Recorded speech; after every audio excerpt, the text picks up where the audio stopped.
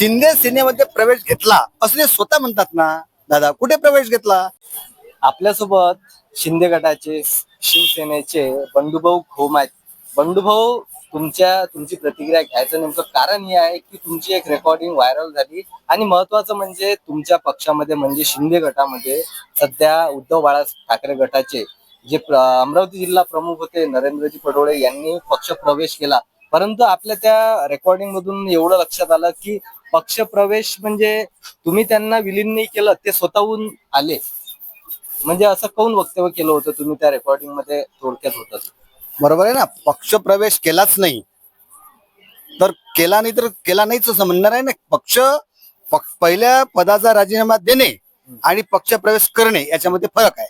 पक्ष प्रवेश म्हणजे काय, संबंधित जे काही आमचे मोठे वरिष्ठ पदाधिकारी आहेत त्यांच्या उपस्थितीत जेव्हा रीतसर प्रवेश होतो त्याला पक्ष प्रवेश म्हणूया आपण. आपण स्वयं मूल्यांकन स्वतःच म्हणून प्रवेश जर झाला असं म्हणत असाल त्याला काही अर्थ नाही ना. बरं, कालच्या एका पेपर कात्रमध्ये पाहिलं की सुधीर सूर्यवंशी जे आहेत उपनेते शिवसेनेचे, त्यांच्या गटबाजीचं राजकारण करून म्हणते नरेंद्रजी पडोळे यांनी शिंदे गटामध्ये प्रवेश केला. गटबाजी हा विषय नाही.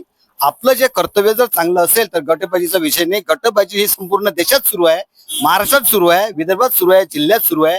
कुठेही गटबाजी नाही. त्या गटबाजीलाही पार करून आपल्या कर्तव्यानं किंवा आपल्या कामानं आपल्याला वर जाता येते. परंतु दुसऱ्यावर विनाकारण बदनामी देणे आणि आपल्या चुका लपवणे हा एक चुकीचा लोकांमध्ये गैरसमज आहे. असा गैरसमज करू नये. आपण आपलं कर्तव्य करावं आणि जनतेची सेवा करावी आणि नंतर मग पक्षात यावं, पक्षात प्रवेश करावा. हा, तुम्ही जनतेची सेवा करावी हा शब्द म्हटला, पण तुमच्यासोबत एक घडलेला प्रकार तुम्ही त्या रेकॉर्डिंग मधूनही एक म्हणून दाखवलं की जेव्हा असदपूर सर्कल मध्ये तुम्ही जिल्हा परिषदला निवडणुकीला उभे होते त्यावेळेला नरेंद्रजी पडोळे हे खंबीरपणे तुमच्या सोबत उभे नव्हते, हे तुम्ही त्यामध्ये म्हटलं. मी जिल्हा परिषदला उभं असताना माझ्यासोबत 2 लोक पंचायत समितीला उभे असताना नरेंद्रजी पडोळे आमच्यासोबत मुळीच नव्हते. फक्त शरीरानं नव्हते, होते मनानं नव्हते. आणि लोकांमध्ये आमचा अतिशय 24 तास अगोदर अपप्रचार खूप केला हे आम्हाला माहितीही झालं. जेव्हा जेव्हा आम्ही प्रचार करत होतो तेव्हा तेव्हा विरोधी पक्षातले लोक नरेंद्र पडोळेच्या घरीच आम्हाला दिसत होते. स्वतः आम्ही पाहिलेल्या गोष्टी आहेत त्या. आणि संध्याकाळी पूर्ण आमच्या खेम्यात येऊन अजून बसायचे. तेव्हाच आम्हाला समजलं होतं हे.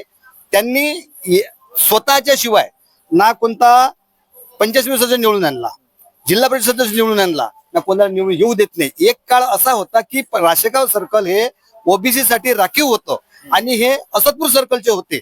असदपूर सर्कल सोडून राशेगाव मध्ये उभं राहायला आले होते जिथे त्यांचा अधिकार नाही, माझा अधिकार होता. तरी मी चूप राहिलो. मी तो अधिकार माझा सोडून दिला आणि त्या ठिकाणी नरेंद्रभाऊ पटोळे यांना उभं केलं आणि चांगल्या प्रकारे आम्ही त्यांच्या मागे राहून त्यांचं काम केलं. परंतु ते त्या निवडणुकीमध्ये हारले. त्याला आमचा काही आम्ही कालच एक बातमी केली, शिवसैनिकांची पत्रकार परिषद घेतली, त्यामध्ये आम्ही 2-3 पत्रकार होतो.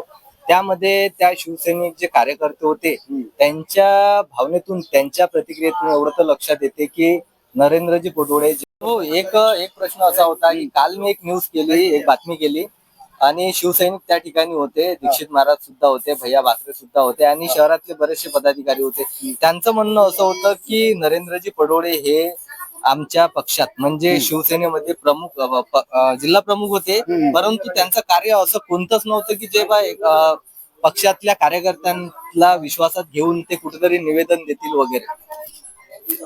त्यांचं असं कार्य, शिवसेनेचे शाखा प्रमुख होते तर जिल्हा प्रमुख पण त्यांचा प्रवास झाला.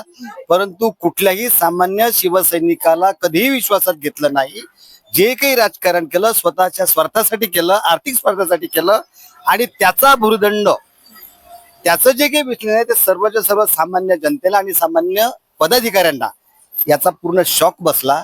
त्याच्यामुळं काय झालं, पर्यायानं जे नरेंद्रजी पडोळे आमचे सिनियर होते, आम्ही त्यांच्या हाताखालीच लहानाचे मोठे झालो, परंतु त्यांनी वाट सोडली, नीती सोडली. त्याच्यामुळं काय झालं की पक्षात जेव्हा पक्ष सोडला, चैतन्याचे 2 प्रकार असतात. त्यामध्ये जेव्हा पक्ष सोडला तेव्हा चैतन्य निर्माण झालं.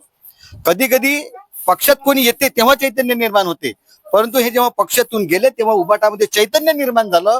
आणि काही लोकांचं, माझं नाही पण त्याच लोकांचं असं म्हणणं आहे, त्याच गावातल्या लोकांचं असं म्हणणं आहे, त्याच शिवसैनिकांचं म्हणणं आहे की बा आमच्यामध्ये उबाटाला जो लागलेला शनी होता तो शनी पूर्ण केला आणि आता नवचैतन्य निर्माण झालं. आम्ही आता जोमानं काम करू आणि पक्षाला उभारी आणू असं त्यांचं मत आहे. पण आता आता तुम्ही जे म्हणत आहे, पण आता सध्या ते तुम्ही असलेल्या पक्षात म्हणजे शिंदे सेनामध्ये त्यांनी प्रवेश घेतला. हो, शिंदे सेनेमध्ये प्रवेश घेतला असं ते स्वतः म्हणतात ना दादा. कुठे प्रवेश घेतला आणि कोणी प्रवेश दिला?